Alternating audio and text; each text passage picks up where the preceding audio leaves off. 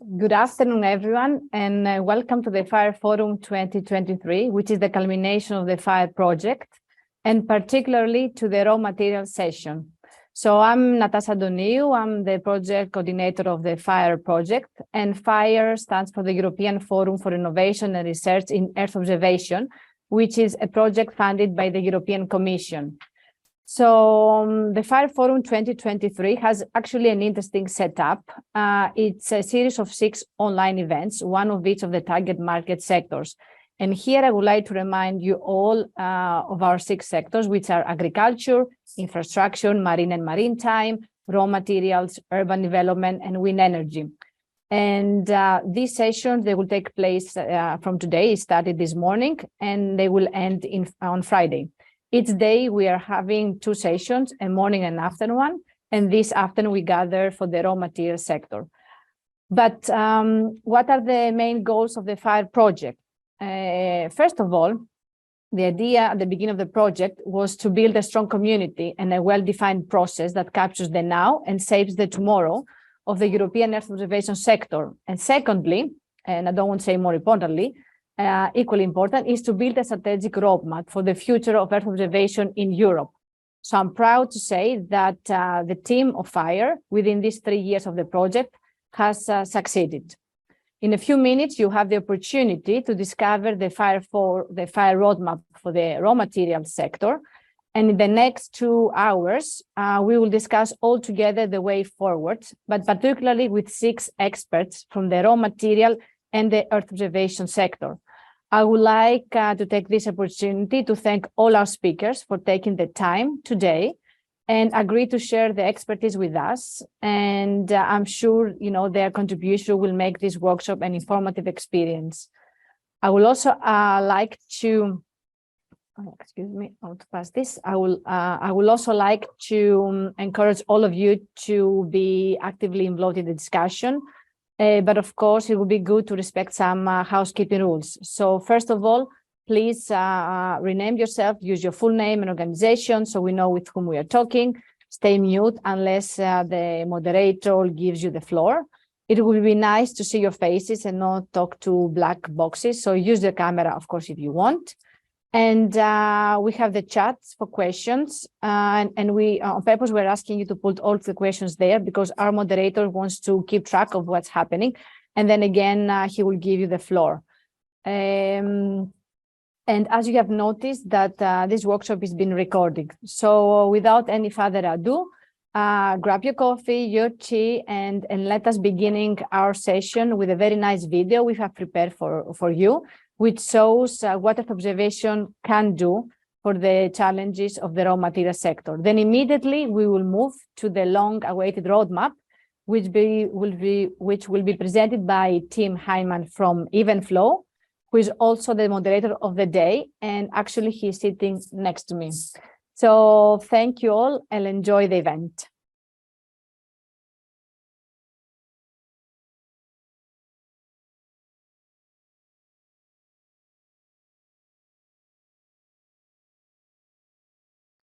All right, great stuff. Quick shout out also to Irene that I see is here today that we saw in the video. Welcome, Irene. Glad to have you here. Yeah, so today we'll be discussing the raw materials roadmap that we developed in FIRE. The panelists that I have here with me today to help with the discussions are Leïla Ajjabou of EUSPA, Gerardo Herrera of DG Grow, Jean Dusart of DG Research and Innovation, Patrick Nadoll of the European Institute of Innovation and Technology, and Oliver Haeggberg of GeoScan. So big thanks to you for joining today. Before we dive in, I'd like to give you the opportunity to just take a minute to introduce yourself, your role and your organization. Maybe Leïla, we can start with you. Sure. Thank you for having me here today. So my name is Leïla Ajjabou, and I'm representing today the European Agency for the Space Program, EUSPA. And in particular, I'm actually working as a Copernicus Market and Innovation Officer and in charge of the raw material sector. Great. Thanks very much, Leïla. Maybe next up, Gerardo.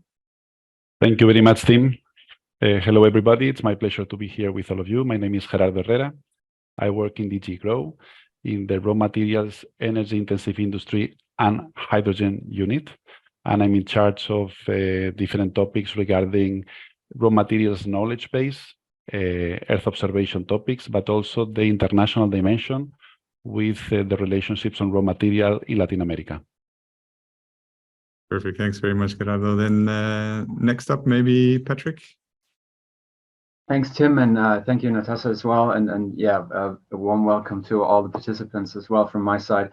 So my name is Patrick Nadoll. I'm the Senior Advisor for Exploration and Resource Assessment at EIT RawMaterials. In that function, I'm the most upstream Senior Advisor, and I also lead the Lighthouse on Responsible Sourcing, in which obviously Earth observation plays a vital part. Excellent. Thanks very much. Glad to have you here. And next up, maybe Jean. Thank you, Tim. Good afternoon, everybody. It's my pleasure to join this panel discussion. So I'm working for the European Commission in the DG Research and Innovation, more particularly in a unit called Climate, Planetary and Boundaries. And more specifically, a small team of colleagues working on environmental observations. So I'm coordinating as well the European Commission role in the group on Earth observation, GEO, and it's a European component, ROGEO, that we'll have the pleasure to present in a few minutes. Yeah, perfect. Thanks very much. And last but not least, Oliver, please go ahead. Good afternoon from Switzerland. I'm the CEO and co-founder of GeoScan based in Berlin. We do sustainable exploration by analyzing patterns on the surface of any satellite pictures, and we can then, with our own algorithm called GScan, draw subsurface maps, cross sections, and detect raw materials of any kind down to, if you like, 10,000 meters, although it doesn't really make sense economically wise, and we do that remotely out of Berlin without having to go to the area. And our clients are governments and investors. Great, Oliver. Thanks very much. Yeah, very interesting. I recently saw your MOU that you signed to support, what was it, Namibia, I think? Namibia, yes. Yeah, with lithium exploration. So that's super relevant, and happy to have you on board today. Thank you. Great. Now, also special thanks to Patrick, who's been, of course, part of the project since the beginning. Him and your EIT colleagues, of course, participating in focus groups and providing insights specifically for user requirements and needs, and having presented at the first FIRE Forum. And Gerardo, of course, who participated in the first focus group discussions as well. It's the second FIRE Forum, having contributed to the project since the beginning. So big thanks to you both. Yeah, so let's dive into the roadmap. Of course, it was already mentioned. Any questions that you may have, please feel free to ask them in the chat. We'll get to them maybe after the presentation or at the end of the session. In any case, we'll try to address all of those. And I think that's it for housekeeping. So I can go ahead and get to the presentation of the roadmap. Yeah, all right, great. So yes, the world's aiming for net zero. And critical raw materials, of course, play a big role in getting there. I always like the example of electric cars needing over 200 kilograms of critical raw materials, which are rare, like lithium and cobalt and what have you. And the conventional car just takes, I think it was 40 kilos, and most of it is copper. So, you know, if we want to really get to where we're going in a net zero situation, we're going to need a lot of raw materials, and that's really driving the demand up a lot. In this sector. So there's some key challenges that the sector actually needs to address. And of course, we are going to look at how EO, Earth observation data and services can support this big global challenge. A little bit on the methodology behind this roadmap. So, of course, Natasha already mentioned, we look into 6 sectors, raw materials being one of them. We try to do some primary research to figure out, okay, where are we, in terms of market size, market developments, market trends, tech trends, R&D initiatives, what projects are happening now, what has happened in the past. Try and see where the policies are putting their priorities, and also to see what the user needs are and how they're evolving over time, and also looking at things like framework conditions. Regulation and policies are a big one, and I'm happy to maybe go into a little bit more detail on a big upcoming the Raw Materials Act, of course, that we'll discuss with Gerardo in a little bit. So we look at that as a primary research, as an input to to paint a picture of where we are, where we want to go. And of course, also what we use for that are inputs from the fire focus groups, where we take industry experts, end users, service providers, put them in a room together and look at things like what opportunities are there in the sector, what are the challenges, and what is actually happening today, and what are barriers that maybe keep end users or the industry in general from using more Earth observation data. And also we have the fire community providing inputs. Sessions like today, the Fire Forum event series, where we look at supply and demand kind of views. We source insights through the fire portal, and of course insights from EO evangelists like Irene that we saw in the video and who's here today. Then we analyze it, we synthesize it, and we come up with a picture of the current state of play, future trends, what are the opportunities, what are the weaknesses and the challenges, and then we basically formulate actions that define who, what, when, and how do we get where we want to go. And specifically for today, of course, we'll go into the raw materials details. Here we go. So yeah. Pretty simple. Where are we today? Where do we want to be? And how do we get there? So, like I mentioned, there's basically a global race ongoing for these critical raw materials, both for the supply of them, also the recycling now is becoming a big issue that Irene mentioned is actually really difficult to do. And specifically, Europe has a large, strong focus on building a resilient supply chain, supporting projects from mining down to refining, processing, and recycling. The initiatives and policies that are relevant include this Critical Raw Materials Act that we will talk about, the Action Plan for Critical Raw Materials, which specifically mentions, I believe, one action on the use of Earth observation in the sector. And on Earth observation, yeah, we're getting really good at understanding Earth observation data. Generally, the revenues are growing globally. I think they're doubling in the next decade. And for raw materials, there are many applications that basically are well proven throughout the life cycle of the mine, right? So from prospecting and exploration all the way down to mine closure. So it's well proven applications, but it remains kind of a specialized niche market. And there's a limited number of internationally established players. More are growing and coming about. So this is, I think, where a big opportunity lies for Earth observation in general. As for R&D, interesting things that are coming up are hyperspectral sensors that are currently being launched and are in orbit actually right now, that can have a big impact for the raw material segment, specifically for exploration and things. The integration of ancillary data is a big one, where you not only use Earth observation data, but you're looking at in situ data, UAV data, and geolocalization data, combine that all together to paint pictures of things that you want to know that's happening around your mine or a future mine. And the fusion of these data. So also the fusion of a radar satellite with a hyperspectral satellite or what have you, these kind of ongoing R&D trends we see, and they provide a good opportunity for the industry. So that's where we are. Where do we want to be? Well, what we think makes sense is that we focus on the quick win EO applications. So some of these include large-scale geological mapping. You can cover large areas with satellites relatively easily. Specific applications like monitoring the environmental impact of mining activities is a big one.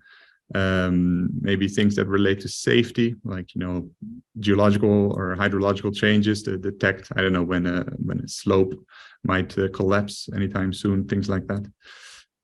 Then Earth observation can help companies adhere to standards and regulations. So regulations that are related to air, soil, water, or safety. EO can help with specific applications to adhere to regulations. And the availability of hyperspectral data, of course, it's a big thing. I think where we can work on is making it maybe more available, thinking about developing more upstream solutions that can include, small satellite hyperspectral sensors. That some of them are already out there, but also downstream, actually making sense of the data to get hyperspectral applications within mining, to promote that. And of course, last but not least, the increased capacity for miners to adopt these solutions. How do you implement an EO solution in your workflow?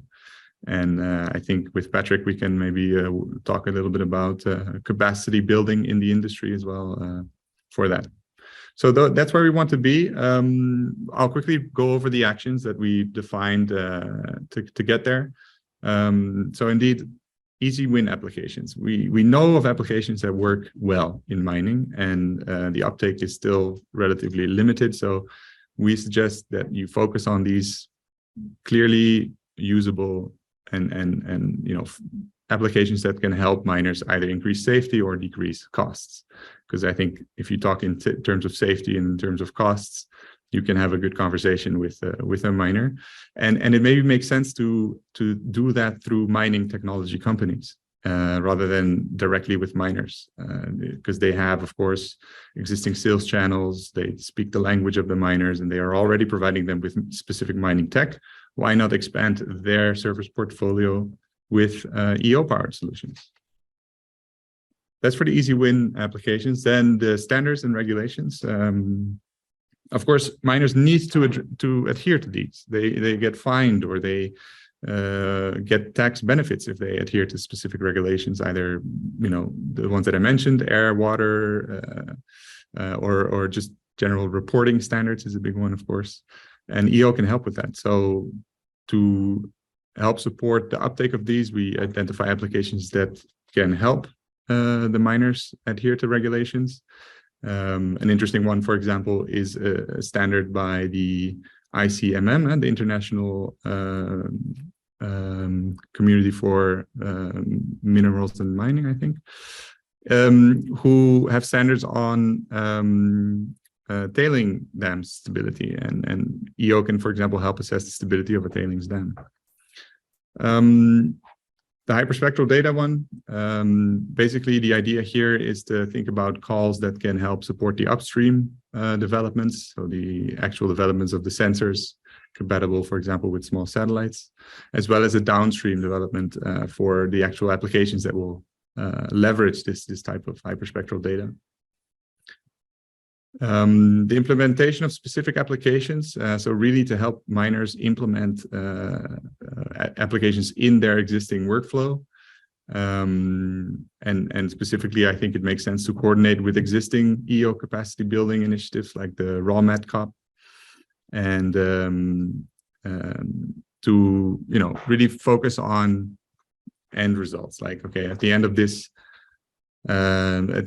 course, let's say you would actually be able to implement a pit monitoring slope solution in your mining workflow. And we've seen examples of that being done in Finland, for example, where SAR data is actually used to spot weaknesses in mining walls and things like that, that are then paid extra attention to with ground-based radar, right? So these things are happening, and they're really helpful, and to actually focus on the implementation part, I think, is important to boost the uptake here.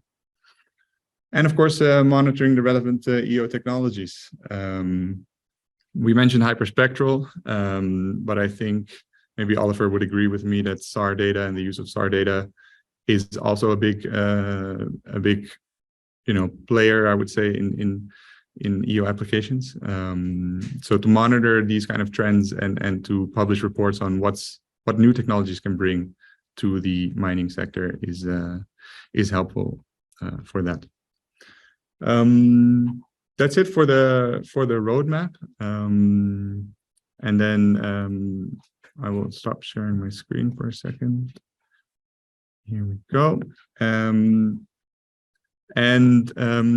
Yeah, so we mentioned these actions, and I think maybe I can give the floor first to Leïla to understand what actions EUSPA is actually taking currently to help with the uptake of the Earth observation data.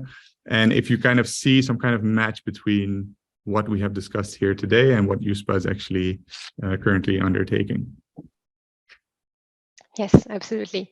Thank you for this introduction. I wanted to say that I think this is actually a very good moment to have that conversation, because it aligns with a trend that is ongoing in the mining sector, a trend of digitization, automation that fits very well in the use of Earth observation data. I think there's also another aspect that is the need for more transparent information around mining, the mining industry. I'm thinking of sustainable value chains, and we could think of battery metals like nickel, lithium, cobalt, graphite, and there's a lot of people out there who might there might be a market for people to get insights and information onto what is really happening at a mining site, and also maybe push or incentivize some more traceability and ESG due diligence that is pushed by policy that you also mentioned in the roadmap. So this was just my short introduction. But regarding EUSPA, yes, the number of initiatives we've started. Last year we had the user consultation platform, which is a session where we try to gather the community around specific market segments, and RawMaterials was one of them. And this is a place to gather what are the current requirements from the community for, let's say, more technical, special resolution about the Copernicus program, especially because we are by mandate focusing on the uptake of Copernicus data and services. But EUSPA is also supporting the uptake of Earth observation or Copernicus data through a number of other initiatives. We have currently some Horizon calls open for application called Copernicus downstream application, and this is exactly where we would expect some use cases applied to RawMaterials. We also have another funding opportunity, which is called My EU Space Competition, where in the category Our Green Planet, we really, if some of the participants here online are have an idea or a prototype on how to use Earth observation for mining, this would be the place to submit it and maybe get a push to get that idea further into a business. So this, and that aligns, I think, really well with the actions you highlighted in the roadmap, because it's both supporting quick wins, but also trying to promote more research-oriented and integration into the mining life cycle. Great, very, very good to hear. Indeed, I think that those kind of actions perfectly align and in a way push forward all the insights that FIRE has brought. Great, thanks very much, Leïla. On a more policy topic that we already mentioned, I look to Gerardo. DG Grow, of course, you're very busy these days with the Raw Material Act. It's going to be published later this year. Can you tell us a little bit more about it? And do you think that the roadmap that you've seen now somehow can support what is in the Act? Absolutely, Tim. Thank you very much. Yeah, effectively now everything is about the Critical Raw Material Act that we are planning to publish, to present by the Commission first quarter of 23. So we are pretty busy now. Thank you for the presentation of the roadmap. I see that is, in fact, very well aligned. I see many complementarities and many things that could be very useful from your roadmap to let's say, to help the ambitions, to achieve the ambitions of the Critical Raw Material Act. As you know, it was announced by President von der Leyen last year in the State of the European Union speech. And this is all about trying to secure a sustainable supply of critical raw materials that are necessary for this clean energy and digital transition. So as you were explaining in your presentation, we are living a global race for minerals and metals, and it's about the countries and even our allies stepping up the game to try to secure this access to critical raw materials. And we have seen these past years that we are suffering supply disruptions and price energy hikes. And this is going to be even more frequent in the next years to come. So we need to act, right? And this is all about the Critical Raw Material Act. It's organized in 4 main blocks. The first is about trying to identify among these critical raw materials, which are those strategic, meaning that which are those that we really need for the technologies that are driving the green digital transition, but also defense and security needs. Starting from these strategic raw materials, we will define the EU policy priority needs and business decisions, because we need to supply and secure this access to these raw materials. The second block of the Act is about trying to improve the capacity of the EU to respond to supply disruptions. And how are we going to do this? So we think that we need to increase the monitoring capacity of the EU on these supply risks. We need to develop strategies to get strategic stockpiles. And we need to adopt diversification strategies by downstream users to secure the access to these critical raw materials. Okay, so this could be the second block. Then we have a third block where the Act will strengthen the whole EU raw material value chain from exploration and mining to processing, refining, and recycling. This from start implies that member states need to improve to have a better knowledge of their own territories and their resources. So we need to enhance the exploration programs. This is something that is very aligned, as you have seen with your roadmap. But it's also about identifying the strategic projects on these strategic and critical raw materials that we need to identify in Europe, to do in Europe. And these have to get the benefit of a streamlined permitting process without lowering the environmental and social highest standard of the EU, but also have some kind of investment opportunities for these strategic projects. So this could be the, let's say, third block. Then we have the fourth block of the Act that is about trying to promote material efficient recycling of raw materials and also trying to create a strong secondary market for these critical raw materials. It will be also about ensuring that there is European and international standards that are, as Leïla was saying, trying to ensure a sustainable supply of critical raw materials to Europe that can be traceable when they are placed in the EU market. This is very important. In addition to these 4 main blocks, we want to develop, it's very important that we do more in Europe, but it's also very important that we do strategic partnerships with third countries to diversify our supply sources. You know that we were doing partnerships with Canada and Ukraine in 21. We did partnerships with Kazakhstan and Namibia in 22, and we are targeting other partnerships with key countries in Africa, Latin America, and Australia for the coming year. So this is something very important.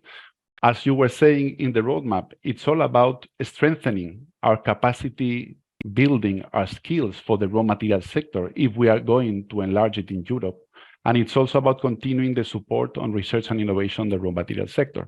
So as you have seen, all these elements that are included in the Critical Raw Materials Act are very aligned with Earth observation technologies helping to achieve these objectives.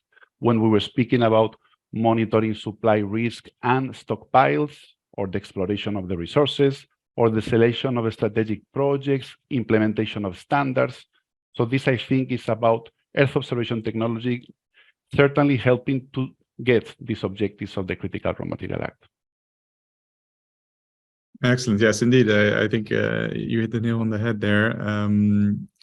Really good to hear these efforts. And I know also that, and we might touch upon that a little bit later, about the public consultation that you've held for the Act itself. Many, I'm sure, interesting feedback from the industry. And I know for a fact, Patrick, the EIT, I think also supplied some feedback on on the Raw Materials Act, I think specifically on the permitting, monitoring, and the risk management. Do you think that the roadmap somehow can support these topics that you address in your feedback on the Critical Raw Materials Act? Yeah, thanks, Tim, and thanks, Gerardo and Leïla as well for your input so far. Absolutely, I think that there is what we see now, and this is fantastic, and we're in a good spot. We kind of agree on those broad strategic topics in which direction we should be going.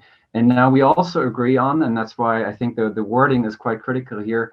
The Commission calls the next big thing an act, so action is really needed. And I think we all agree that we've done the planning, we agree on those big topics and which direction we should be going. Now it's time to act, and I think that's absolutely critical.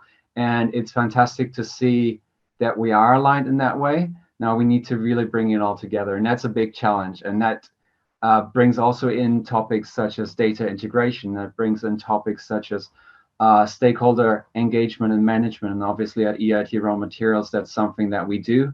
And it's never easy, but the potential synergies that you can create and the impact that you can create with it are enormous. And I think for Earth observation, that's really critical in the context of the Critical Raw Materials Act, and more general in terms of due diligence and having access to those raw materials, finding new sources, especially you mentioned the hyperspectral capacity that's now being built. All those are very exciting developments, and I see EO as an absolute critical part moving forward.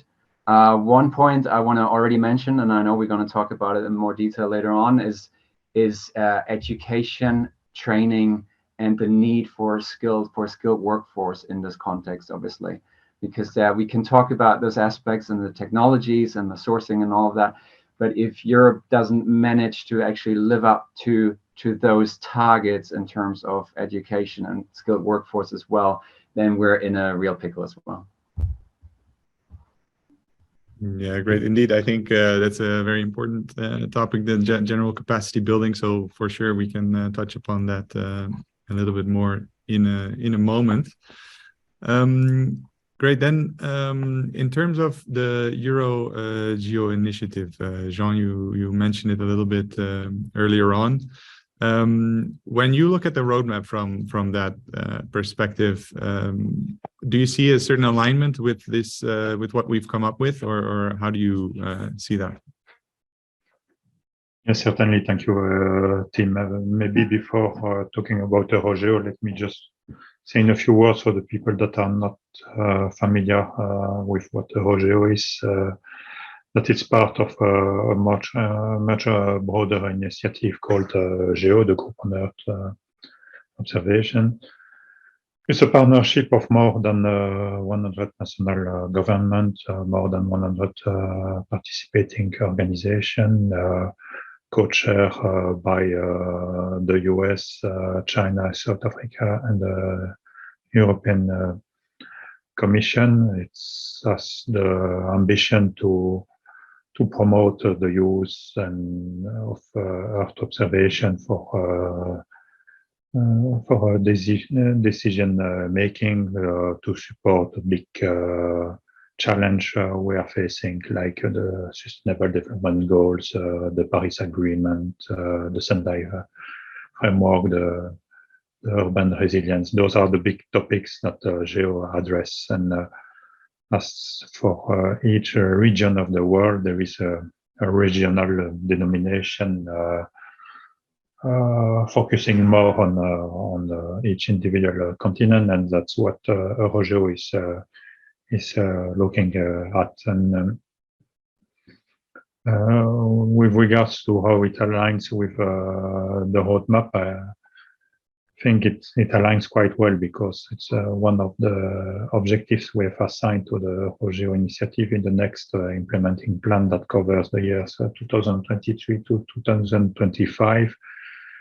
We've put an objective to engage with a broad range of users in Europe or identify their needs for EO-based service or products, building on the wide range of European EO assets and addressing also the interconnections between various groups and policy areas. this is an extract I'm reading from the implementation plan. And this is basically what you did in this exercise of drafting and preparing this roadmap, ensuring that there is a better matching between what the Earth observation community can offer and the needs of a specific community. We have other activities and objectives assigned to this RoGeo initiative that includes demonstrating, incubating, upskilling, downscaling Earth observation service, and again here to be able to reach what you call the quick wins. We need to take those examples list in the roadmap. Look at what the Horizon Europe projects, for example, have delivered in the past year, and we will talk later on, I'm sure, about the current opportunities and what is coming next in terms of support to that specific community. Great to hear. I think indeed it aligns and overlaps in a way this new initiative that you mentioned about engaging with users, what we have been doing at FIRE, and also what EUSPA is doing with the UCP that Leïla mentioned a little bit earlier. So I would definitely see some complementary efforts there. So you guys should definitely have a chat about that. I would suggest. Great. Very good. So then we take a little bit of an industry perspective. I'm looking at Oliver, of course, working basically in the field. The roadmap, Oliver talks about that, the applications are well proven, but the maturity and the uptake is still a little bit immature. It lacks a little bit in the uptake that, or at least in respect to where we want to be. Would you agree with that? And second of all, where in the mine cycle do you see Earth observation providing the most value? Thank you for those questions. Indeed, I was part of a delegation with Vice Chancellor Dr. Haeggberg visiting Namibia and South Africa, and I was able to meet in meetings many mining stakeholders in Johannesburg discussing the state of the mining industry. Obviously, one of the bottlenecks is the know-how in each country. Talking about the catasters, the minier, the mining catasters. We learned through our subsidiary in EARSC that the mining cataster there claims that they only know about 3 or 4% of what's really in the ground. And that's where all starts. So with our technology, we can scan entire countries and huge areas for each target material, project by project. And that gives an insight into what areas you would go then for exploration. Examples, we take areas 1,000 square kilometers looking for copper, and we can pinpoint down to 3 or 4% of the entire area within 3 months. So that's a huge advantage. But then if I take the political point of view, what do you do with this information? When I speak to the EU or to the German colleagues, then what do we do with this information? How do we make sure that the raw material that is detected, that it really ends up in the European industry? And I've come across initiatives from Japan, where the government actually buys raw materials in the market. And we are lacking there some responsibilities and most of all, of course, budgets that can really buy critical material. Because when we started addressing the industry 2 years ago, and we were able to locate lithium in a project, for example, for Volkswagen, they were not ready yet at that point to actually go in the value chain that far down the line and actually go into mining, because decision to mine with our solution, you can shortcut perhaps to 5 instead of 10 years. but then still until it ends up at the entrance gate of such a big player, it's too far away. They cannot control it, and with the current legislation where they are responsible for whatever happens in those countries with children labor and other issues that are just not in control, there's a gap. So we can help identifying raw materials by scanning huge areas in entire countries.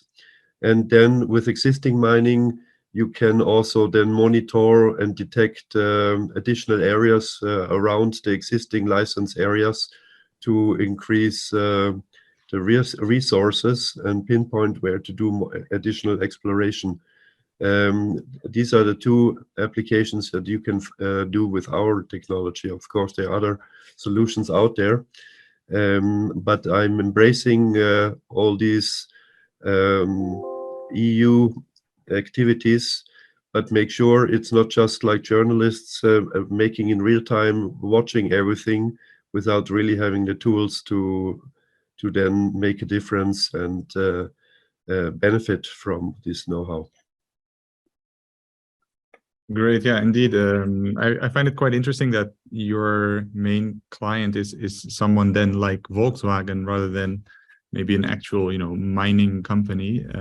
Is it something that you see generally to serve these clients that are kind of like, higher up in the value chain? Or is this kind of a one-off example just because Volkswagen is so big that they would actually be interested in mining?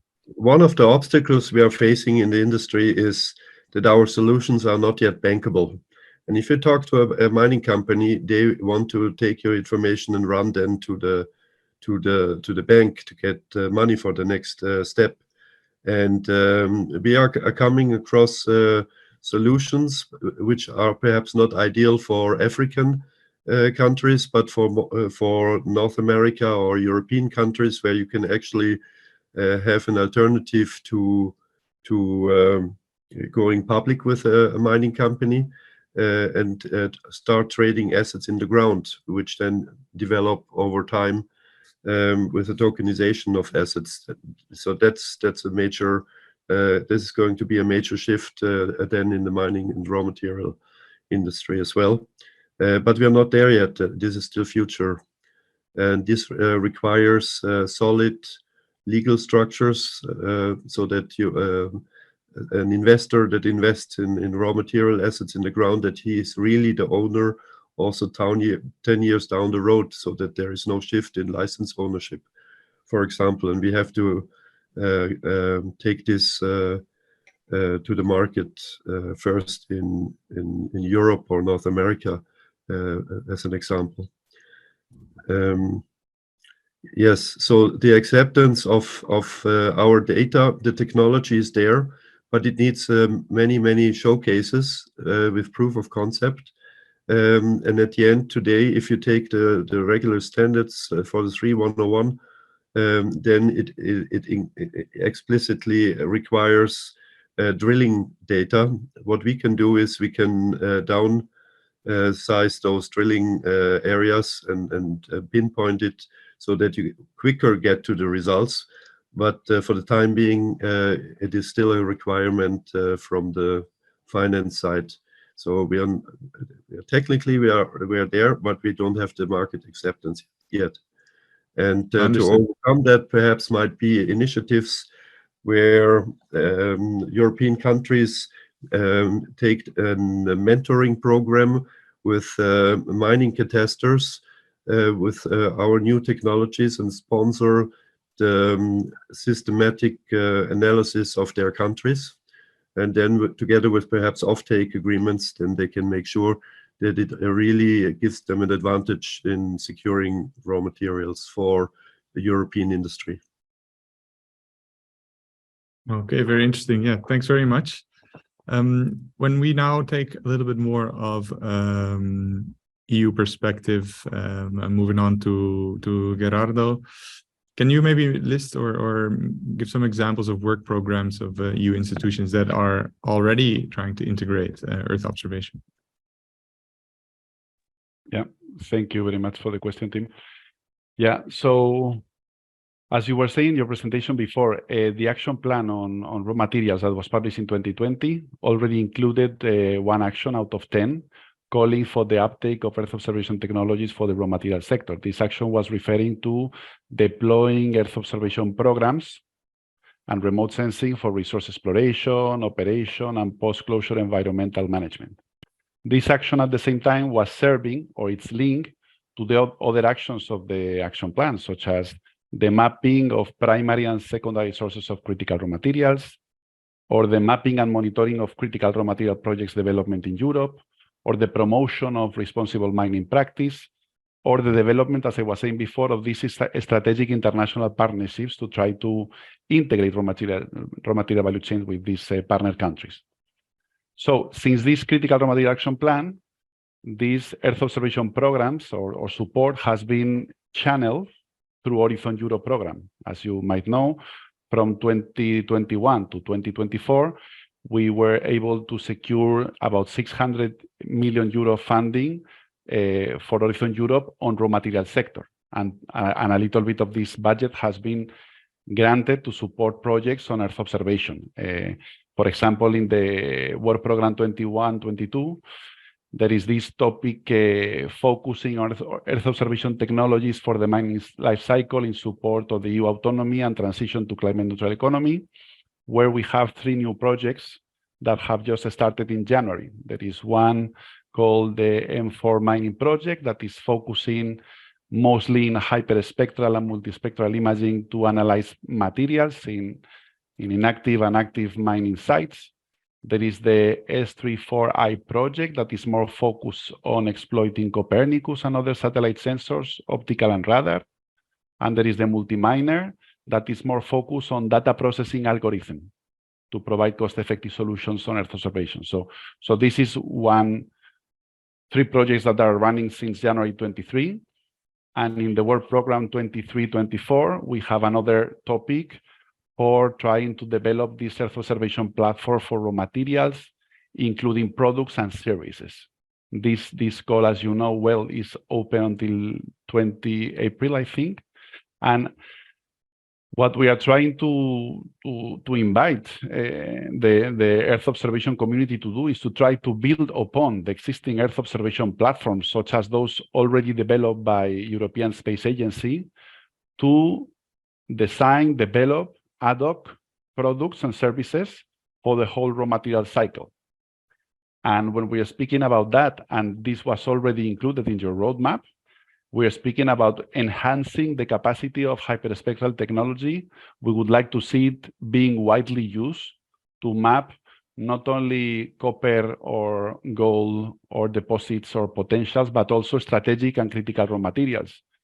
Or, for example, using exploiting very high resolution imagery, I'm sure this is possible to monitor and manage what we were saying before, stockpiling. We need to secure raw materials, stockpiling. So this is something that could be very important. Or we are missing at European level a detailed map of secondary raw material sources and their potential content on strategic and critical raw materials. Or making this operational availability of a satellite monitoring service for controlling the physical and chemical stability of the abandoned mining sites in Europe or in the countries with whom we are developing these international partnerships. And I want to make the point here before concluding this about what we want to export Earth observation technology into our strategic partnerships on raw materials with our partner countries. We believe, and we are already developing the roadmaps on some of these countries like Ukraine or Namibia or Kazakhstan, and we are including the component of Earth observation technology supplies for the raw material sector because we believe that we can provide technology from Europe, information from Europe to develop a sustainable and responsible raw material value chain in these countries that while we are securing our access to this critical raw material and strategic, we are able to better develop the raw material sector in the country. So we are really inviting you, possible applicants of these calls, to consider let's say, expanding, exporting your technologies to these countries with whom we are developing partnerships, those that we did and those that we will probably do in other countries of Africa or Latin America or Australia. Great to hear. Yeah, I think that's exactly also what we're seeing with Oliver's efforts in Namibia. So that's really good to hear. Thanks very much, Gerardo. To continue the policy perspective, Jean, what do you think about implementing this roadmap through policies or work programs or other actions? What are your thoughts on that? Thank you, Tim. Well, first of all, looking at the ways to implement the roadmaps, I think it will be important to ensure that the roadmaps feeds the current consultation process that are in place about the use and the promotion of Earth observation. Leïla mentioned already the user consultation platform exercise that target essentially the industry, the private sector, the academic world, but looking as well at the consultation process that exists towards what we call the core user of, for example, of the Copernicus program. There is this initiative led by the GRC and DEFIS to start developing a strategic research agenda that will cover all the aspects of the EU space program for the remainder of the current multi-financial framework. And they will use the Knowledge Center on Earth Observation as a framework, as a collaboration platform to run this exercise. They have planned as well to do what they call a deep dive exercise on RawMaterials next year. I think it's planned for Q3 and Q4 of 2024. Those deep dive exercise look at whether matching the needs of the public sector, in particular from the needs of the different policy DGs with what can be offered and what are the service the Earth observation community can deliver. Before looking at what, and it was already mentioned by Gerardo and Leïla, there are many opportunities in the current work program 23-24 of Horizon Europe, especially in the cluster 4, of course, for what regards RawMaterials. But we have to prepare planning as well. What are to identify what are still the research gaps and how they should be addressed in the next work program covering the years 2025 to the end of the current Horizon Europe program 2027. And for that, I invite you as well to react to the public consultation that was launched recently on the lessons learned from Horizon 2020, where are we at midterm of Horizon Europe, and more importantly here, the preparation of the next strategic planning that will cover indeed those years 25 to 27. Okay, great. Yeah, so very good to hear from both Gerardo and you, Jean, to see how this roadmap can be further implemented. From EUSPA's perspective, Leïla, of course, you mentioned already your mandate and specifically to work on the uptake of Copernicus data. Can you elaborate a little bit on the foreseen actions that you're planning to take and how that or not aligns with the roadmap we have presented today? Yes.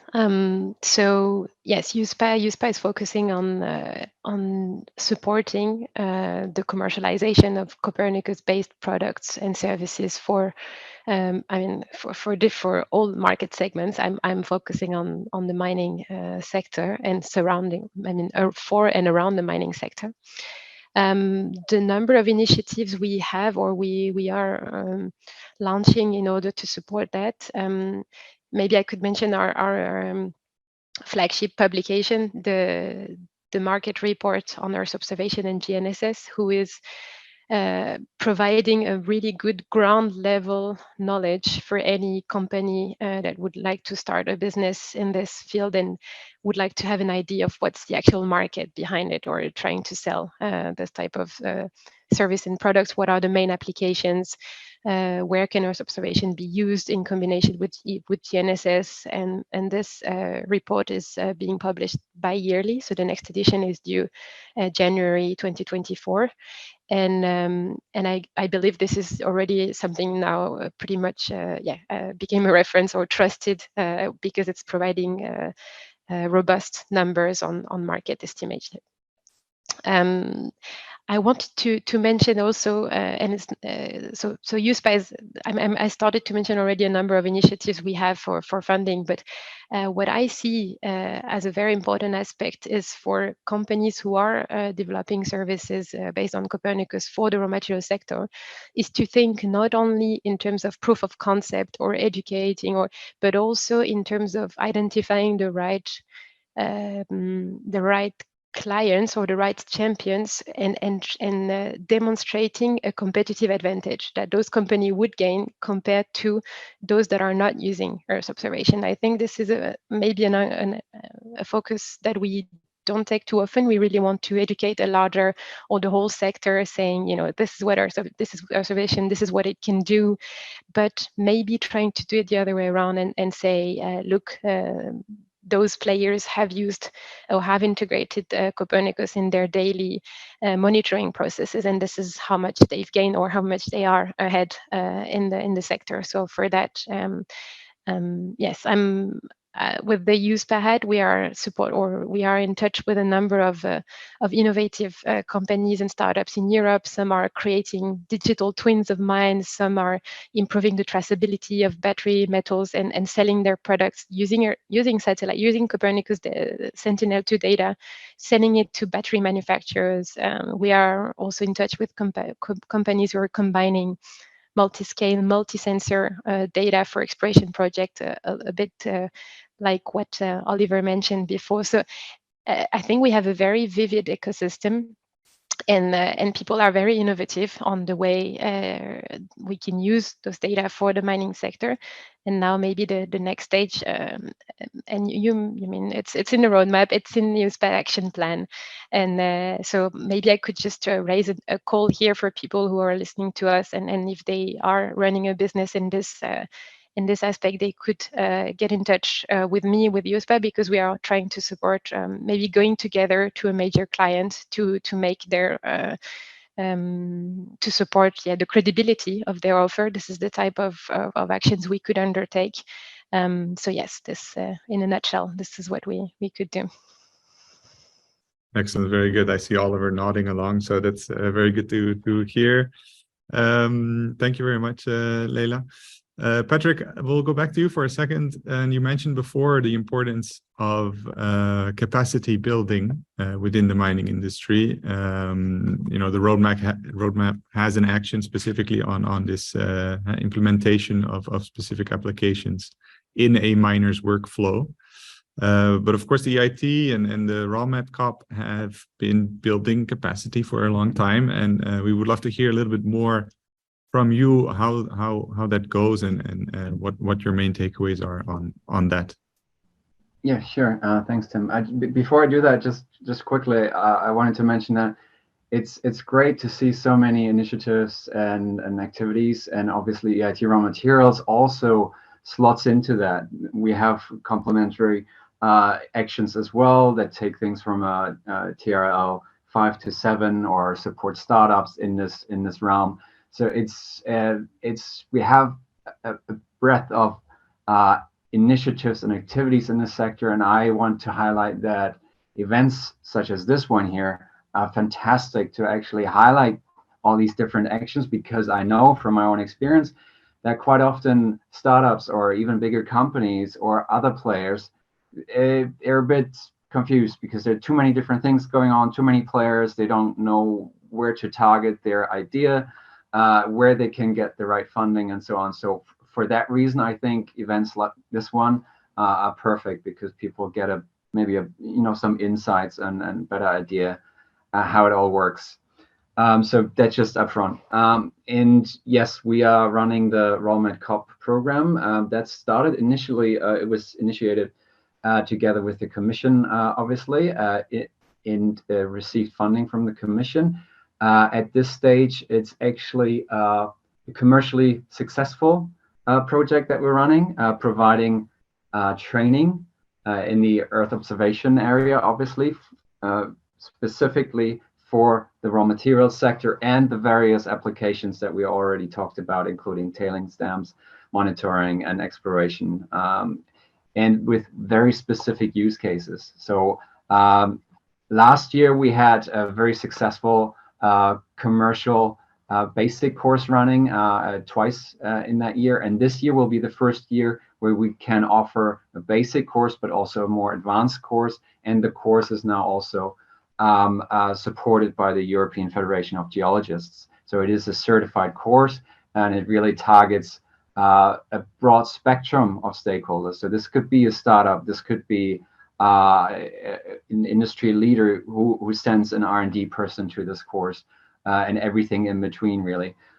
So we have fantastic teachers, and building those capacities in terms of training, lifelong learning, and then also linking up with education, maybe earlier stages is really important, because we are linking the research part, so the researchers, with the industry through this program with RawMat, because you get the chance to actually learn from research leaders in the sector, and they will go through specific examples with you and teach you how to do those things, and then that creates real value, obviously, for the participants. So we have fantastic testimonies. If you go to the RawMat website, you can see for yourself. So I think this is absolutely critical to have this capacity building aspect, and it needs to be well aligned.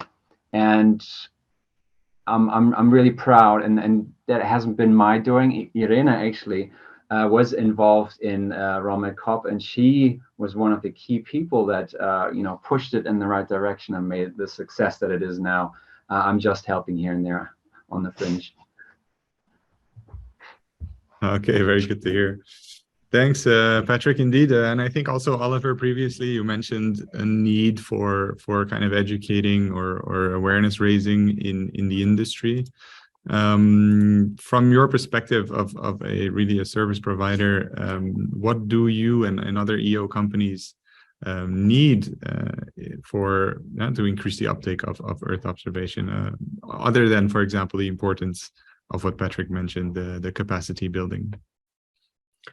In Germany, I'm very glad to say that the BDI, the German industry representative body of traditional industry, so to speak, the heavyweights, they have a raw material conference bi-yearly, and this year I had the opportunity to present our technology there, and they are supporting now this new space initiative, which I think is also active in France and in other European countries, to build a private space industry here in Europe.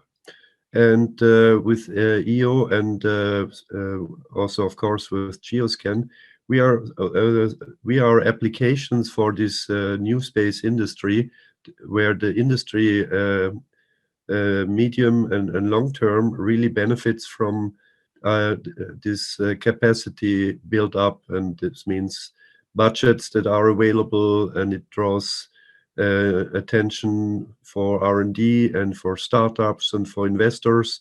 And on LinkedIn, I've found recently maps where you can identify data analytic service startup companies that are on the market, and that gives a boost also from the venture capital industry to focus on new ideas, on leveraging new entrepreneurs or serial entrepreneurs, because now there is a flag to follow, a mainstream under which investors can put you into the right drawer, so to speak. And they have usually a 5 to 8 years window where they want to create an exit. So I think it increases the speed to maturity for our Earth observation industry. Very good. So if I hear you well, what you also said previously, the technology is pretty much there to a large extent, and it's now also a question of getting the right funding and being maybe put in a certain box that works for venture capitalists and their timelines. That's on the funding side. At the end of the game, it's not technology. You have to be able to sell it. You need to be able to create an atmosphere where somebody that does purchasing is willing to take a risk with a technology that he's not familiar with to create success stories. And that's not what really European heavyweight industries are known for, because it's not in their responsibility. So it really also needs a top-down approach from CEO level downwards. Usually when we come with our technology, CEOs love it. Then they say, well, before I sign, I have to show it to my experts so that they support it as well. And then they say, we are not paid for this entrepreneurial decisions for something which we never learned at the university. Well, obviously, because it was not just not invented yet. But there's an acceptance problem with our customers generally. Yeah. No, we also get signals from that, and I think demonstrators that can demonstrate either the financial benefits or the safety benefits of or what have you can really help convince the CEO obviously is convinced, but maybe also a little bit more the techie guys, if they see that another mining company or what have you is actually using it successfully. So indeed, great to hear. Thank you very much. So we've talked a little bit about the validation of the roadmap. We talked a little bit about the implementation of the roadmap. And the next part is the continuation. But before we dive into the continuation, I did see we had a question from the audience. Jürgen Langenwalter from GAF has specific questions for you, Gerardo. As you mentioned that you're helping strategic partner companies with exporting EO technologies and things like that. And he asks, how do you ensure that these algorithms delivered to these partner countries are not then used by these countries or companies maybe in those countries? That's maybe an interesting question there for you. Gerardo. Very good question. Very good. Thank you very much for the question. So maybe I was quickly explaining this idea of the international strategic partnerships on raw material with partner countries. The idea is to build these integrated value chains between European companies, countries, and the specific country, let's say Kazakhstan or Namibia, because Oliver was already working there. So we have to get benefit for both parties, right? So we set these MOUs where we have like 5 pillars where we are collaborating. We are collaborating in the field of developing investment along the whole raw value chain. We are collaborating on the collaboration on research and innovation. We are collaborating on ESG criteria and standards. We are also collaborating on developing the necessary infrastructure for developing these investment projects on the raw material value chain. And we are doing also a pillar on capacity building and skills. That is very important also for the international partnerships, as Patrick is saying. But the idea here is that then we do a roadmap, and the roadmap needs to be concrete actions for each pillar, where we have, let's say, European interest company and a partner country company authority with a specific interest to do something together.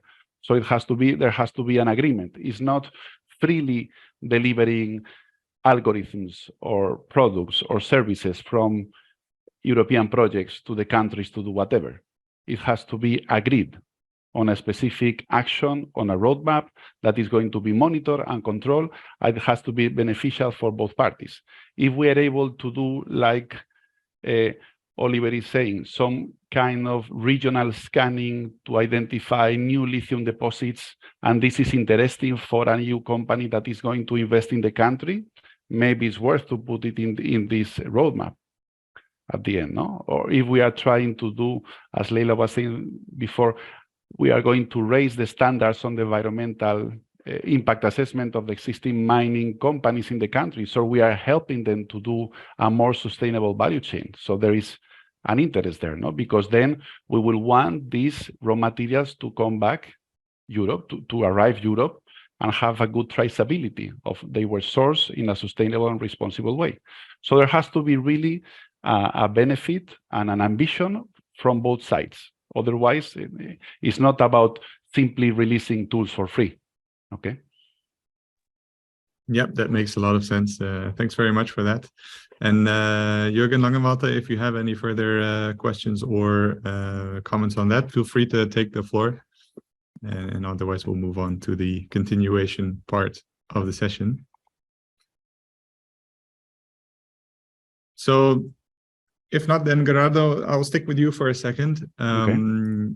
We have the question here actually is how does raw material policy making include the voice of the user? And of course we touched a bit about the public consultation, so maybe you can elaborate a bit about how that is done actually in practice.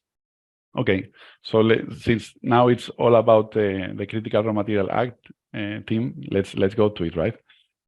So we did this public consultation on the Critical Raw Material Act between 30 September and 25 November last year. And we have received about 250 answers from stakeholders. Stakeholders coming basically from industry, business, 60% or so, 12% non-government organization, meaning NGOs or so, 10% citizens, and 5% public authorities. Okay, so we have two main blocks on the respondent views. On first, how they see the challenges to secure the supply of critical raw materials. And on this purpose, respondents agreed that the EU lacks of sufficient tools to face the supply challenge on critical raw materials. And they identify also what are the main challenges to develop EU critical raw material projects, domestic ones. We're speaking about the lack of public acceptance. We're speaking about the permitting process, the price volatility, the unfair competition with third countries, and the difficult to access finance, okay? So at the same time, they were happy with existing tools, the respondents on Horizon Europe, supporting research and innovation, the importance of the European Industrial Alliance to mobilize public and private funding towards these projects, and the strategic partnerships to diversify, as a strategy to diversify our sourcing, okay? In another block, this input received from the respondents was try to identify what is the possible measures that could be taken. So one is the importance of better monitoring and manage the critical raw material supply risk.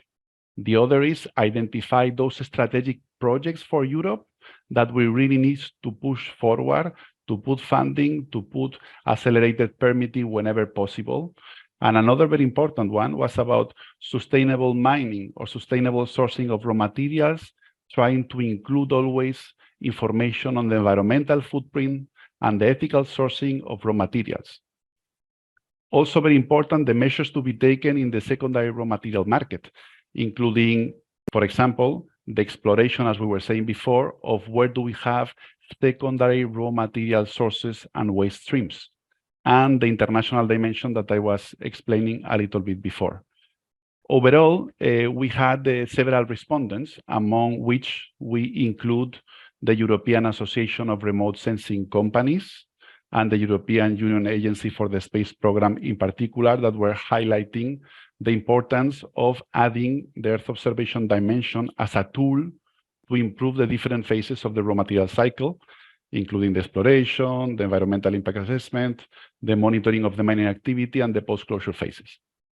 So obviously, this is about the Critical Raw Material Act, but we are also hearing the voice of the users through the different Earth observation user forums. We thank you very much, the FIRE Forum events, because they have been very useful to hear you, to learn about the roadmap.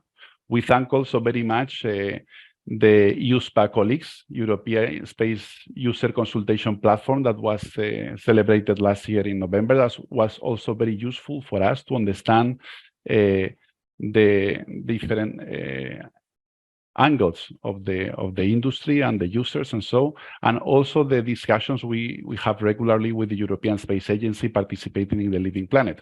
So we try to do what we can to get a good understanding of where we are with the Earth observation industry and what has to be done from the policy angle.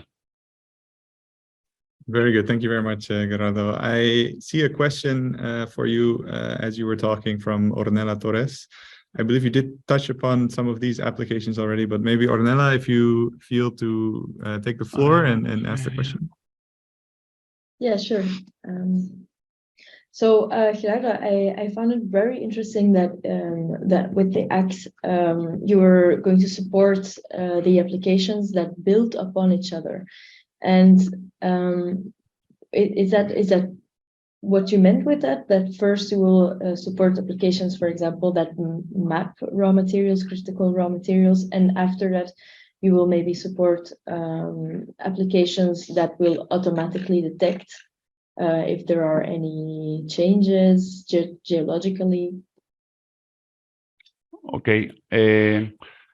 Yeah, I mean, the Critical Raw Material Act is like targeting these main goals, no? Of let's say increasing resource exploration as something that can be, let's say, done in a programmatic way in the different countries. And I understand, and we all agree here, that Earth observation is a must, no, to improve the Earth observation capacities. Then we have the angle of the monitoring of the environmental impact assessment and so.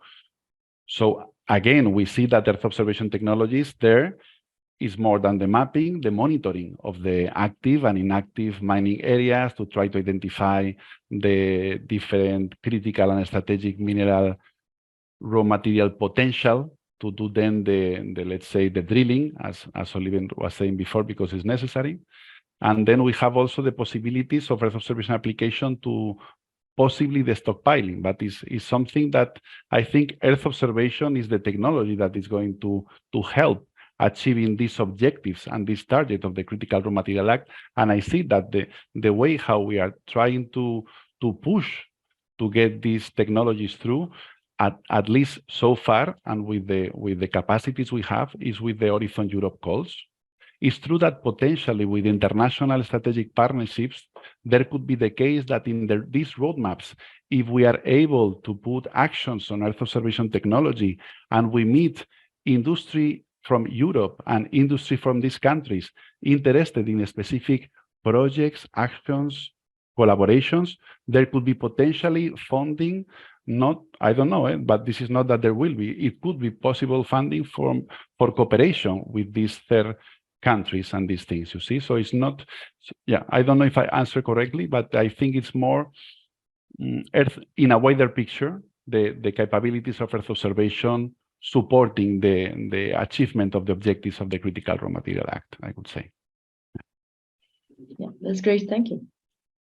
Welcome. Thanks very much. I see also we have a question from Jürgen of GAF. Jürgen, please go ahead.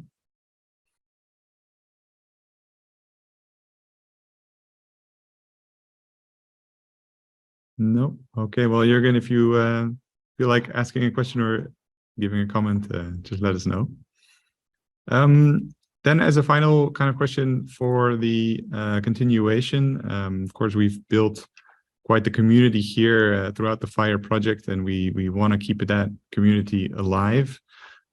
Also, we might want to continue the EO evangelists approach. And Leïla, I would like to ask you, do you see a role for EUSPA to maybe support the continuation of this community that we've built, or the EU evangelists approach? Yes, I think we've mentioned already a couple of times the user consultation platform as a potential place to gather an existing community.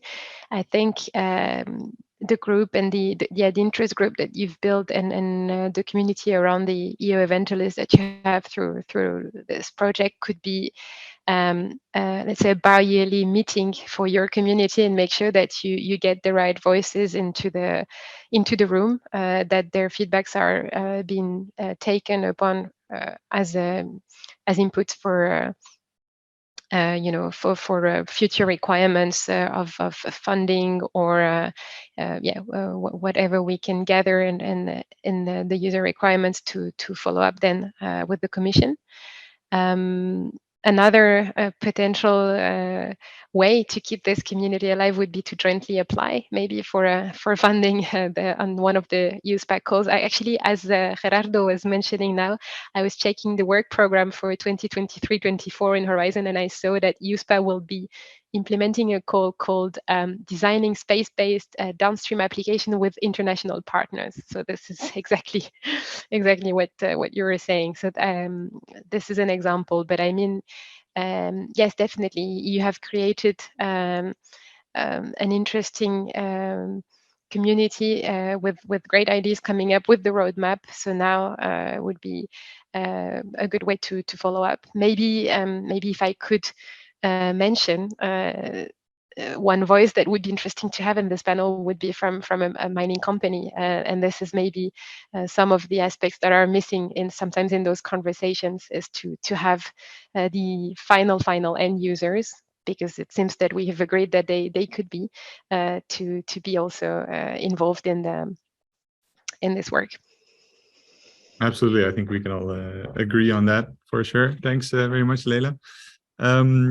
In continuation, we still have, of course, also maybe the role of EuroGeo, Jean, that maybe they can play a role in continuing the efforts. Do you have any specific thoughts on that? Yes, you might know that in the current work program 23-24, we have launched a CSA call to look at the long-term sustainability of the RawGeo initiative. And the RawGeo was built on two main pillars. One was, of course, through the classic topics that were included in the Horizon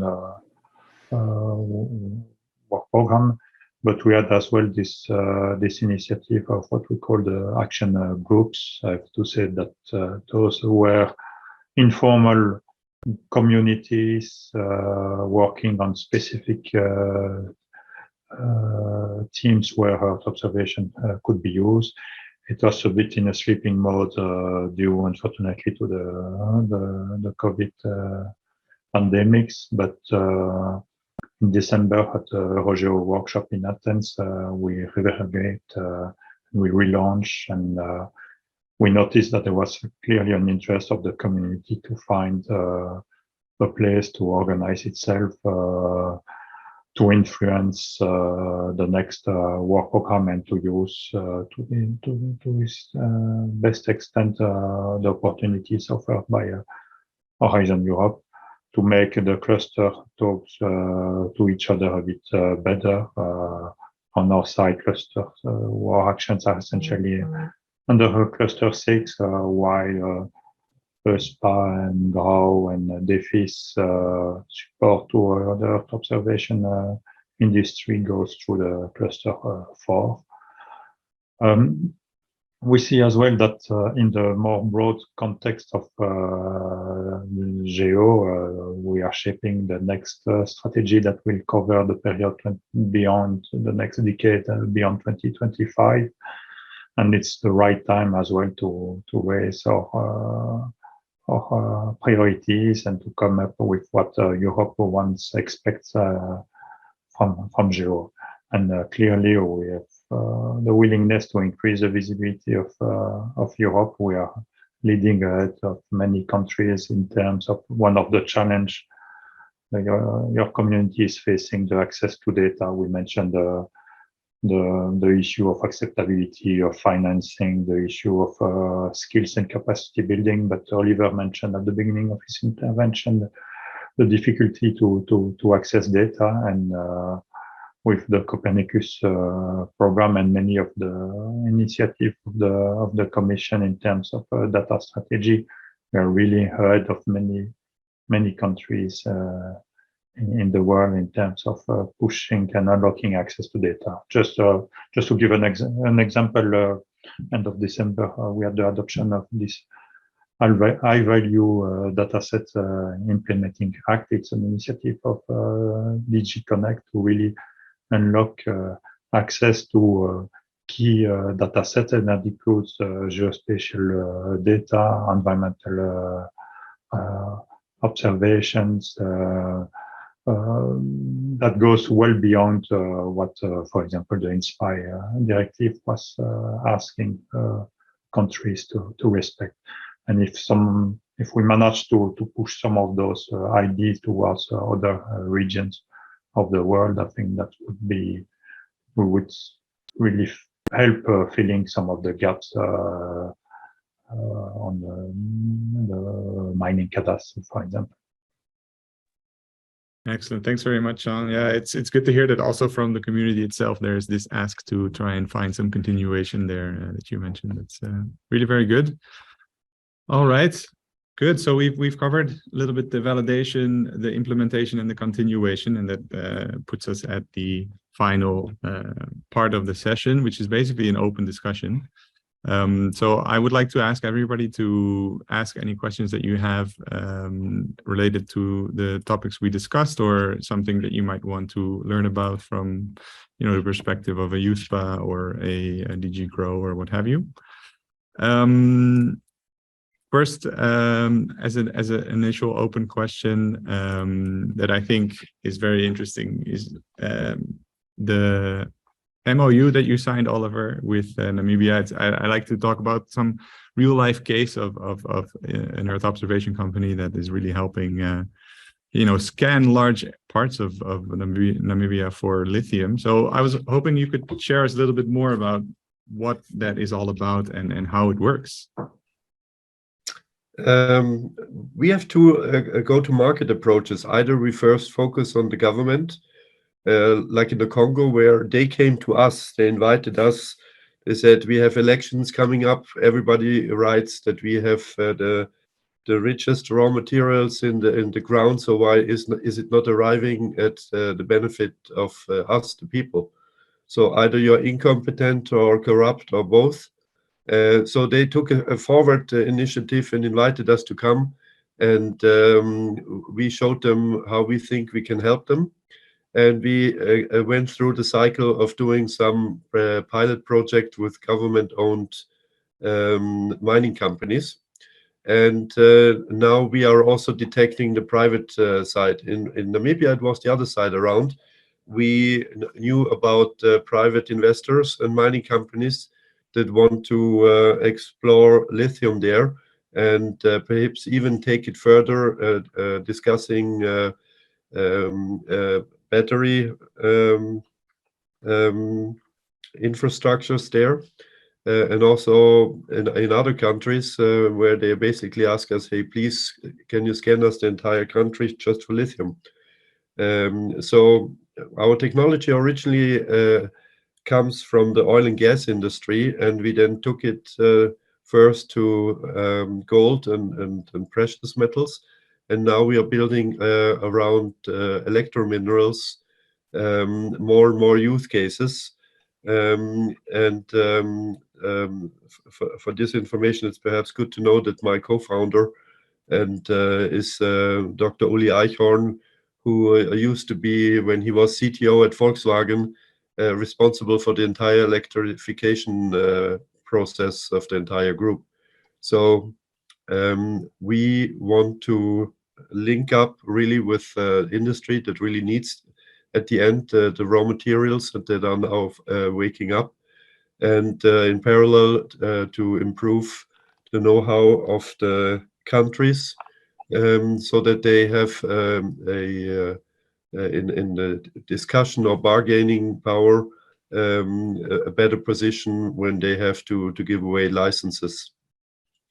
And Africa for us is a huge rollout area. Some of the countries are also on the screen of the EU or Germany as key countries, and we are linking up there to use our know-how on the ground. And that was also the reason why we were invited to join Dr. Haeggberg to an official government travel, which of course gave us tremendous credibility in the market. So same can come, of course, also from you as an organization if you promote showcases. Thank you very much for talking about MOU signing on your different digital information panels. This helps us tremendously to get seen, to get noticed, and to become part of solutions. And I hope that many other EO companies take the same way. It has been really a success story how we got supported, and well, basically that's also why you invited me to come here. I'm really very thankful for that, and I must say you do really a great job, and 2 thumbs up. Please continue. Great, thanks very much, Oliver. That's always super to hear, of course, and congratulations also to your successes so far. Thank you. Great. Again, feel free to ask any questions you might have. I see Patrick, you got your hand up. Please take the floor. Yeah, I just wanted to add, because I think it was Leïla highlighting how important it is to talk about those success cases, and then we just heard Oliver essentially talk about successful activities, and I want to highlight that EIT RawMaterials is helping to translate that research into real life impact. For example, we have an open innovation challenge with Aramid, a mining company out of France, and the 2020 winner for that open innovation challenge was Sysprobe. So that's a startup that actually is using in part Earth observation and then combining it with closer to the surface technologies. In this case, it was targeted at monitoring tailing dams. So we actually have a few successful cases where we see Earth observation being implemented for tailings dam safety, for exploration, but for example, also for reforestation. So you can combine your Earth observation data then with drones that literally plant trees in remote areas. So all of that we see, and that's happening, and that's really heartening that we see those developments. But obviously there's a lot of room to grow here still, and to create more concerted efforts to really create that impact that we need. Great. Yeah, thanks very much, Patrick. I think these use cases are always super impressive. I remember at the UCP event, the user consultation platform, we had a great example of a mining company, Yara, in Finland, that was using SAR data to check up on the mine slope stabilities, and indeed then also using this ground-based radar to really make sure that a certain wall or slope is stable or not. And they really get the cues from the SAR data. So that's really very interesting. Great. Okay. Then maybe if we can pass the floor back to you again, Patrick, for a follow-up question. Or I see. I don't know if you can hear me. Can you hear me now? We can hear you now, okay. Jürgen. Welcome. Please, I just wanted to do some comments about the applicability of Copernicus data. I've long experience in Latin America, and in Latin America, the data, especially the Copernicus data from Sentinel, are intensively used also for monitoring mining sites, security of dams. A lot of projects were run, and normally used these data sets to make for prospection, for mineral prospection in reality, and but also after the first results, we used a lot of hyperspectral data. For hyperspectral data, I think there are also some ESA initiatives with SHIME, with some sensors which are delivering free data, most of them in a resolution between 10 and 30 meters, but sometimes it's not sufficient to detect specific minerals, but you just can get an idea. And normally our procedure is to come with these data first to the client, and then to define to make more a detailed campaign in a specified area. Also for tail dams, for example, subsidence data are quite essential, just not only for the tail dam, but also for the reservoir area. Normally, when you're doing the mapping or you're doing a new dam, you have to prove also that you have no subsidences in the reservoir. And there normally the sentinel data are quite useful. You have problems certainly in forested areas. And another problem which you encountered is outside of Europe. Mostly you get only one looking direction, which means only ascending. So your mapping area with these products are quite reduced. And I think it would be a good initiative, especially when European companies are involved, that there will be more support for data delivery to create basic data uniformly, because you're doing an algorithm and your algorithm is based on, in that case, on both looking directions, which I can apply for a project, for example, in Africa, or only in some small parts in Africa, or in other areas which are outside of the higher mountains. If there would be an initiative, for example, I think the Copernicus program could support it also, when you have a special demand of a project, that there will be an acquisition also done in the other direction. That would be quite helpful for a lot of projects. And another thing I want to carry out is usability also to support the governments in these countries, especially about mining areas. I've run some projects with high resolution hyperspectral data around refineries. And normally when you're doing these kind of projects, they are contracted by the proper oil producer or mining producer. And normally these data can't be carried out. So you have a lot of contaminants which aren't, and no measure is done, because the authorities don't know this. And there I think there will be a big space in the future also to support the governments and the population around.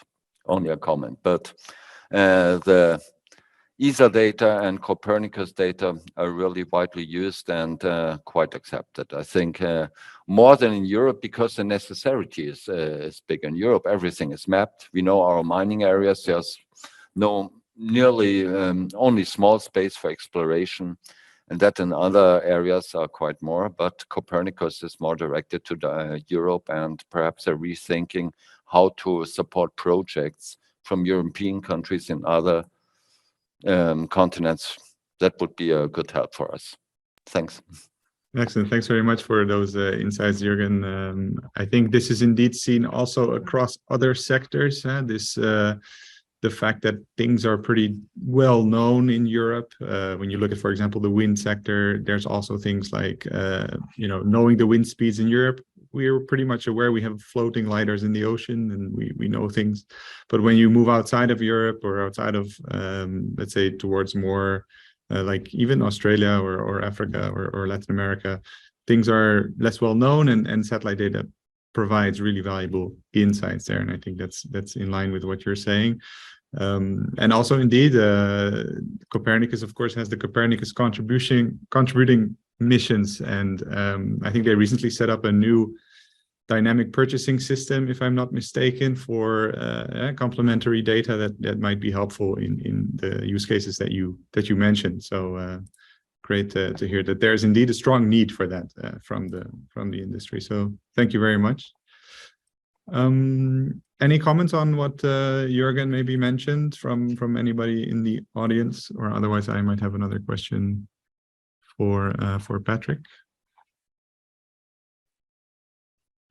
If not, Patrick, I know that you focus quite a lot on the responsible sourcing of minerals and metals, and can you talk a little bit about the role of Earth observation specifically for that part of the mining industry? Yeah, of course.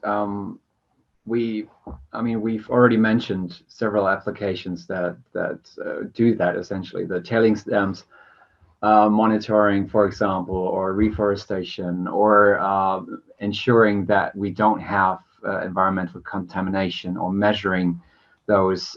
So all of these are applications that help with that aspect, and they can also help not just to look at it from the technical and R&D angle, but they also help with building a higher or increasing the acceptance of mining, specifically in Europe. Other parts of the world may have a higher acceptance, and Australia was just mentioned, and Australia is actually a fantastic example of how well integrated Earth observation can be. Obviously, Australia, there's a lot of open land without any forest or vegetation on it. So it's a prime example how you can use Earth observation data, and they're really well linked with the industry there as well. And this is something that also plays into what responsible sourcing needs to do. It's to a large degree, we have again figured out what needs to be done, where we kind of aligned on strategies and goals. It's now about communicating that effectively and making it happen. So the actions, the stakeholder management, making sure that you have the mining companies on board, making sure that you have the buy-in from the OEMs, from the VWs, making sure that we reduce certain timelines so that it works for the OEMs. We've heard, for example, that a 10-year, 15-year time frame when you talk about mining just doesn't work for VW. It just clashes with how they operate. So if we can bring that closer together and also find a common language there, that can go a long way towards responsible sourcing. And it's often, it's all about communication, obviously, in the end, and that sometimes sounds very trivial, but it is not, let me tell you. And again, I can only reiterate that, events like this one really help with that aspect enormously. Excellent. Great, Patrick. Thanks very much. Great. So we have a few more minutes for another question. So please feel free to take the floor, and otherwise we can maybe start wrapping up the session right now. So anybody still has a question, please feel free to take the floor. If not, I actually have one. Oh, sorry. Yeah, go ahead. Who is this? Who was I speaking over? That was me. Sorry. Ahead. Okay, so I just had a question for Patrick, and it's not a question; it's for him maybe to talk a bit more, because I know that Patrick is working really closely with a lot of different stakeholders in the mining sector, and another of the big topics that he has on his plate is a social license to operate, which we've covered briefly. And I think, Patrick, it would be interesting for us to learn more about the kind of feedback that you're hearing from other stakeholders in the sector about working with new technologies, not only space, but just generally new technology, because it's important to fuse not only Earth observation, but also other advancements that are happening. And how can we make sure that we reduce kind of like some adversity that you may be seeing, or what is the feedback that you're getting from the sector? Yeah, around social license to operate. Thanks, Irena. And you can chip in, please, because you, as the EO evangelist, you're highly qualified to answer this question as well. So please add to what I'm about to say. So this is absolutely essential to have those technical aspects, but to link them to the human aspect of anything we're doing. And social license to operate is such a topic. And it can really help. And we know of many working groups, and Leïla, for example, has worked, for example, with Richard Glorgin on a project that looks at exactly this aspect. How can we use this new exciting technical solutions and link them to those more softer social topics like social acceptance. And there is an angle, and there are use cases where we do that. It makes a difference how you approach the public, how transparent you are with certain developments, and this is absolutely critical. So the transparency, the openness, and the accessibility, I think, specifically when it comes to Copernicus, real trademarks and real benefits and advantages of this project, in terms also of social license to operate. Because when we can see, yeah, we can set those standards, we can technically monitor them, and we can really enforce that. We're not just having something on paper, and this is accessible essentially for anyone for free to a large degree. That's obviously a strong argument.